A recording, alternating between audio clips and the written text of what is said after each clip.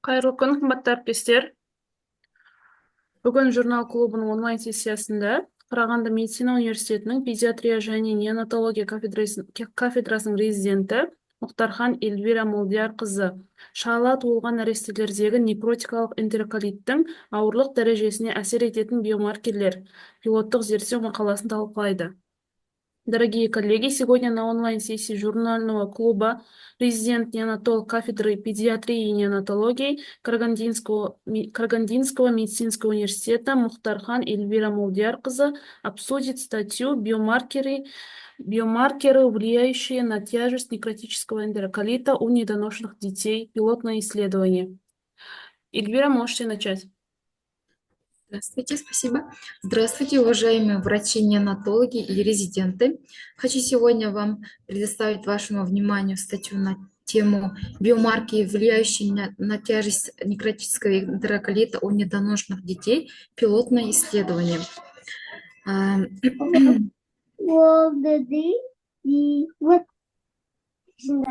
Так.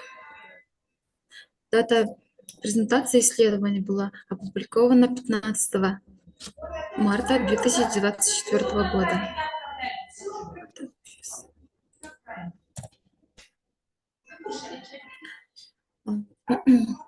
Статья «Международный журнал общей медицины» – это международно рецензируемый журнал открытого доступа, посвященный общей и внутренней медицине, патогенезу, эпидемиологии, диагностике, мониторингу и протоколам лечения.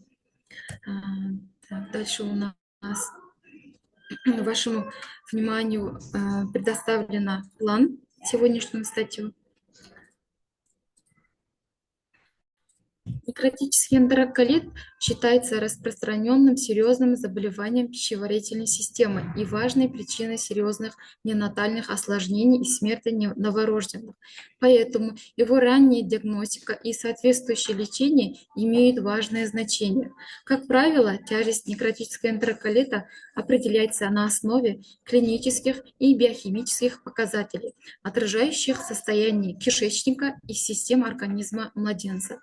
Однако по-прежнему не хватает показателей, которые могли бы помочь в прогнозировании тяжести некротического энтероколита. Подтверждено, что насыщение тканей кишечника кислородом, далее РЕНТ-СО2, играет важную роль в повреждении желудочно-кишечного тракта и слизистой оболочки желудочно-кишечного тракта при некротическом энтероколите. Далее у нас целью исследования являлась оценка значения насыщения кислородом тканей кишечника в сочетании с уровнями прокальцитонина и средним объемом тромбоцитов для прогнозирования тяжести некротического энтероколита у недоношенных детей. Материалы для исследования. Данное ретроспективное когортное исследование проводилось с января 2017 года по июль 2022 года на педиатрическом факультете Хунцзи больницы при медицинском университете Муданьсянь, то есть Китай. Все данные были получены из электронных медицинских карт недоношенных пациентов. Недоношенные новорожденные с некротическим энтероколитом были включены в исследование и разделены на группу некротический энтероколит легкой и средней степени тяжести и группу некротического энтероколита тяжелой степени в соответствии со стадией.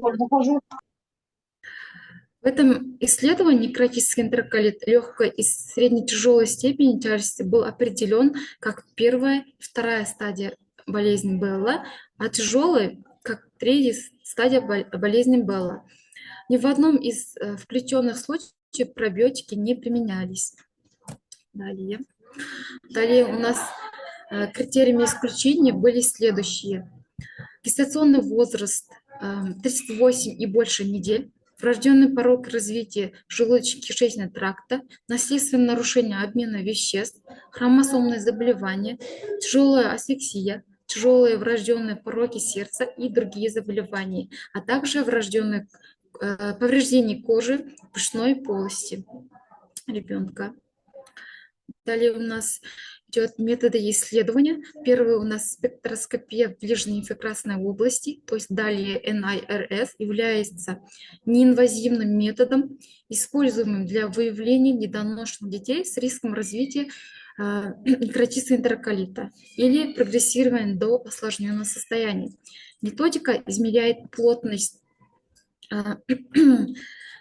насыщения крови для оценки перфузии конечных органов.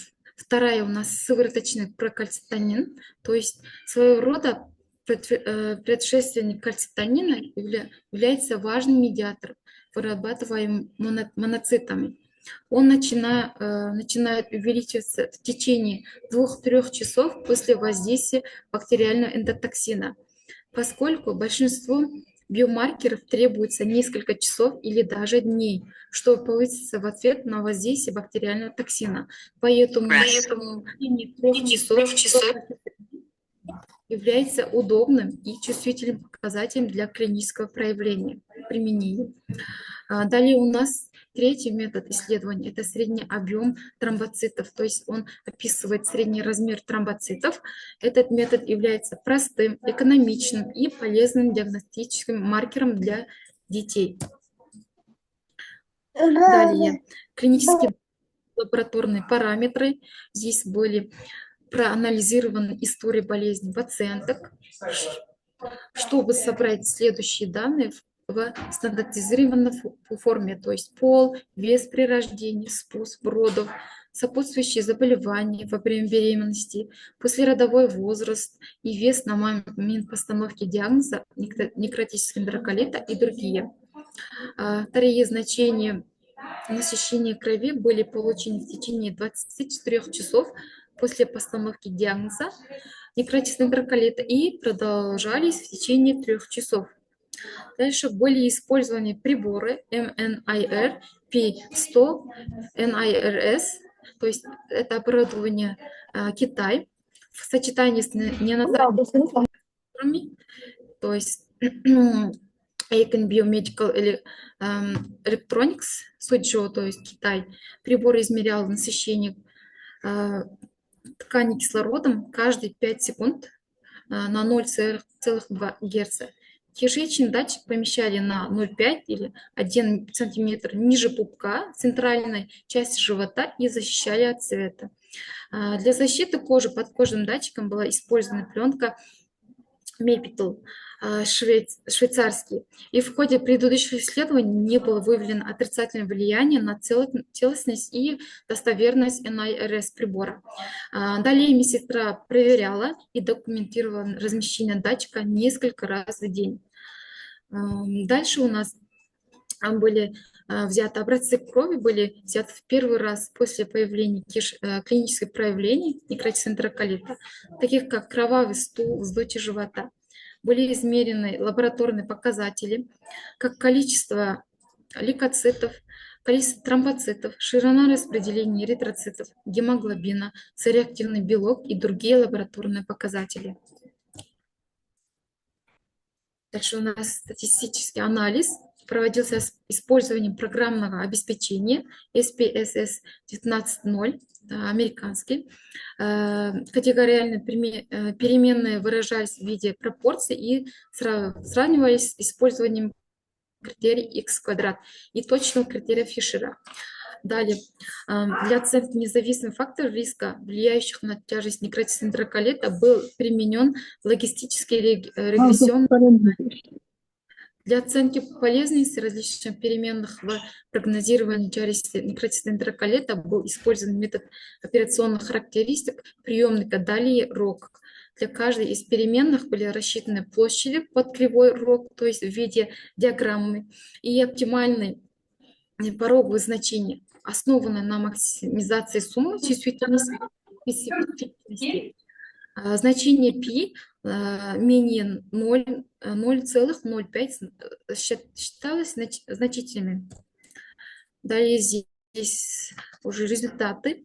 В общей сложности были взяты 862 недоношенных детей, которые из них 687 недоношенных детей не было выявлено никаких заболеваний, связанных со здоровьем.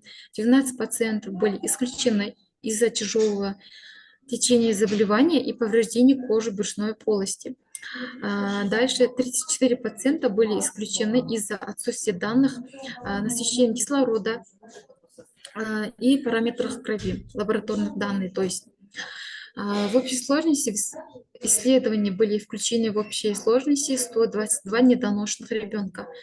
Из них 79 пациентов с некротическим энтероколитом легкой и средне-тяжелой степени тяжести, 43 пациента некротическим энтероколитом тяжелой степени тяжести, 11 пациентам из группы с тяжелым течением было проведено хирургическое лечение, а остальным пациентам с некротическим энтероколитом легкой и средне-тяжелой степени тяжести было назначено консервативное медицинское лечение.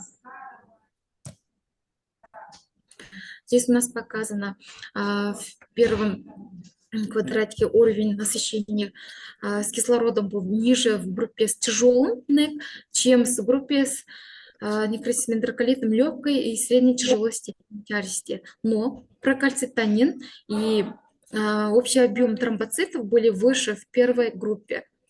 Далее, между двумя группами не наблюдались существенных различий в показателе лейкоцитов, то есть общий объем тромбоцитов, лейкоцит, гемоглобин ЦРБ. Далее здесь у нас на данном слайде предоставлена таблица исходные клинические характеристики некротического энтероколита легкой, средне-тяжелой и тяжелой степени тяжести в группах. В втором таблице тоже предоставлено уровень насыщения ткани и лабораторные данные, то есть лейкоциты, общие тромбоциты, гемоглобин, реактивный белок в группах пациентов с некротическим энтероколитом легкой и средне-тяжелой степени тяжести. И третий у нас с тяжелым течением некротического энтероколита. Здесь показано. Далее у нас в слайде предоставлена диаграмма. Это кривая РОК. Здесь показано так, насыщение кислородом, прокальцитонин и в сочетании с общим объемом тромбоцитов для прогнозирования тяжести некротического энтероколита. Это в итоге позволяет предположить, что насыщение кислородом в сочетании с прокальцитонином и общим объемом тромбоцитов были более эффективны для прогнозирования тяжести некротического энтероколита у недоношенных детей. Исследования обнаружили, что результаты анализа РОК, кривой РОК диаграммы, показали, что насыщение с кислородом плюс прокальцитонин и общий объем тромбоцитов составили в общем 86 значимых показателей, что указывает на то, что биомаркеры были очень эффективны при оценке тяжести некротического энтероколита. Это означает, что насыщение кислородом в сочетании с прокальцитонином и общим тромбоцитом лучше показывали тяжесть некротического энтероколита у недоношенных детей. Они являются простыми, экономичными и полезными диагностическими маркерами для детей в клинической практике. Обсуждение результатов исследования. Некротический энтероколит является более распространенным и агрессивным заболеванием желудочно-кишечного тракта у новорожденных. Клинические проявления некротического энтероколита сложны и отсутствуют специфические биомаркеры, соответствующие развитию заболевания. Это означает, что своевременное определение тяжести некротического энтероколита и назначение соответствующего лечения является сложной задачей, которая имеет первостепенное значение для врачей, родителей и младенцев. С помощью которой программы прибора NIRS можно проанализировать ишемические гипоксические поражения, которые невозможны при традиционном гемодинамическом обследовании, то есть в лабораторных показателях. Он отражает кровоснабжение определенных органов, направляет лечение с целью обеспечения кислородом и восстановления кровотока в органах. В предыдущих исследованиях большинство текущих исследований в области NIRS были сосредоточены на измерении насыщения мозга кислородом. И его динамический мониторинг значений, получаемый каждую неделю после рождения, в основном используется для прогнозирования развития позднего некротического энтероколита. И время каждого мониторинга невелика. Прокальцитонин – это неактивные вещества прокальцитонинового пептида, который может предсказать статус бактериальной инфекции. Уровень прокальцитонина положительно коррелирует со степенью инфекции, поэтому он важен для оценки и профилактики воспалительных заболеваний. Авторы данных публикаций статьи показали, что уровень прокальцитонина в сыворотке новорожденных с некротическим энтероколитом был значительно выше, чем у здоровых новорожденных. А уровень прокальцитонина СНЭК третьей стадии был значительно выше, чем при втором стадии, и что при втором стадии был значительно выше, чем при первом стадии. Наше исследование показало, что прокальцитонин в тяжелой группе был выше, чем в группе легкой и средней степени тяжести. Это согласуется с результатами в литературе. Ниже пока показано. Общий объем тромбоцитов – это легко измеряемый суррогат активации тромбоцитов, которая спровоцирована воспалением. Автор описывает размеры тромбоцитов и скорость выработки тромбоцитов в крови, а также увеличивается при развитии заболеваний, активируемых тромбоцитами, и участвует в окислительном процессе, связанном с воспалением. Авторы данных публикаций отметили, что у младенцев, у которых впоследствии развился некротический энтероколит, средний объем тромбоцитов тоже более выше, что, возможно, отражает повышенный тромбопоэз. В нашем исследовании общий объем тромбоцитов в группе с тяжелой формой заболевания был выше, чем в группе с легкой и средней степенью тяжести. Возможно, что фактор активации тромбоцитов был усилен и привел к агрегации тромбоцитов и образованию микротромбов, что привело к ишемическому некрозу брюшечной артерии в случае недоношенности, инфекции и гипоксической ишемии. В то же время он способствовал воспалительной реакции.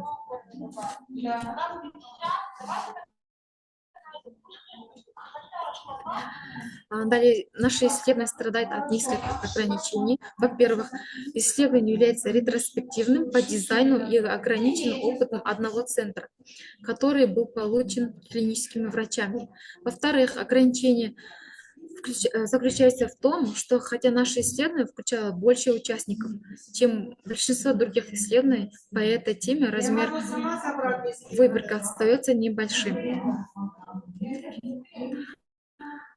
И в выводах хочу сказать, что таким образом результаты показали, что насыщение крови в сочетании с прокальцитонином и общим объемом тромбоцитов можно рассматривать как ранние биомаркеры для диагностики тяжести некротического энтероколита у недоношенных детей. Однако на ранней стадии некротического энтероколита значение насыщения кислородом может быстро меняться.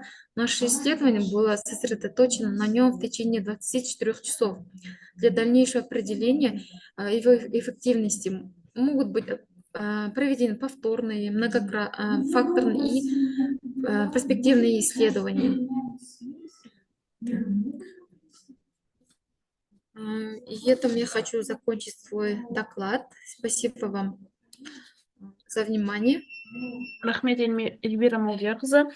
Құрметті әріптестер, егер бүгінгі талқыланған баяндамаға байланысты сұрақтарыңыз болса, қойсаңыздар болады. Микрофондарыңызды қосып, немесе чатқа жазсаңыздар болады. Коллеги, можете задавать вопросы, можете включить микрофоны или можете написать в чат.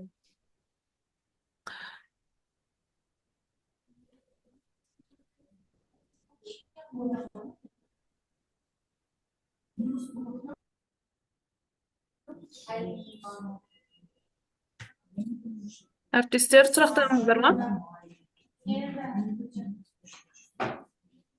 Рахмет, сұрақтарымыз жоқ. Жақсы, рахмет, Эльвира Молдияқызы.